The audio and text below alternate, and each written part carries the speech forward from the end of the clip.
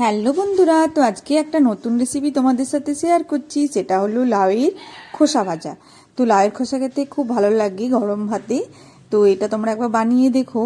তো আমি প্রথমে সর্ষের তেল নিয়ে নিলাম কড়াইয়ে সর্ষের তেল নিয়ে একটু সর্ষে ফোড়ন দিয়ে দিলাম।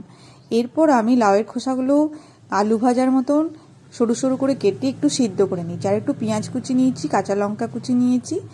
আর সর্ষে ফোড়নটা গরম হয়ে গেলে আমি একটুখানি পেঁয়াজ কুচি দিয়ে দিলাম তেলের মধ্যে। এবার পেঁয়াজটা হালকা ভেজে নিতে হবে। পেঁয়াজটা হালকা ভেজে নিয়ে আমি এইভাবে পেঁয়াজটাকে আমি হালকা করে ভেজে নেব। খুব বেশি করে ভাজার দরকার নেই, হালকা ভেজে নিয়ে আমি এই লঙ্কা কুচিগুলো দিয়ে দিচ্ছি। লঙ্কাটা আর পেঁয়াজটা একসাথে আবার একটুখানি ভেজে নিচ্ছি। একটুখানি ভেজে নিয়ে আমি লাউয়ের খোসাগুলো দিয়ে দেব। তো লাউয়ের খোসাগুলো হালকা জল দিয়ে ভাপিয়ে নিতে হবে। আর কেউ যদি ভাপাতে না চাও, খুব কচি হয়, সে আলাদা ব্যাপার, কিন্তু আমি একটু ভাপিয়ে নিই। তো এবার ভাপিয়ে নিয়ে আমি লাউয়ের খোসাগুলো দিয়ে দিলাম।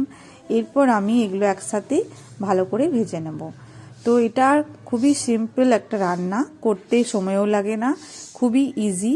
এরপর আমি একে একে গুঁড়ো মশলাগুলো দিয়ে দিচ্ছি। তো আমি প্রথমে হলুদ গুঁড়ো দিয়ে দিলাম। এরপর আমি স্বাদ মতো নুন দিয়ে দিচ্ছি। স্বাদ মতো নুন দিয়ে একটুখানি আমি ধনে গুঁড়ো আর জিরে গুঁড়ো দিয়ে দিচ্ছি, খুব কম পরিমাণে দিয়ে দিলাম।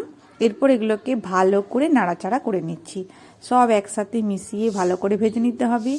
এটাকে শুধু বারবার একটু নাড়াচাড়াই করতে হবে, যেহেতু এটা সিদ্ধ করা আছে, সেজন্য খুবই কম সময়ের মধ্যে হয়ে যাবে, তো বেশি টাইম লাগবে না। তো এরপর আমি একটু, যেহেতু ধনেপাতা এখন অ্যাভেলেবেল, তো ধনেপাতা একটু দিয়ে দিলাম। ধনেপাতা দিলে এটার টেস্টটা খুব ভালো লাগে। ধনেপাতার সিজনে তোমরা ধনেপাতা দিয়ে করো, আর যখন ধনেপাতা থাকবে না তখন এমনিই করা যাবে। তো ধনেপাতা দিলে এর টেস্টটা এত সুন্দর লাগে খেতে, তো তোমরা একবার না বানালে বুঝতে পারবে না। তো আমি একটুখানি হালকা ঢাকা দিলাম, হালকা, খুব কম পরিমাণে আমি ঢাকাটা দেব। একটু ঢাকা দিলে কি হবে, এই পরিমাণটা একদম কমে যায়, তো এটা সুবিধা হয়।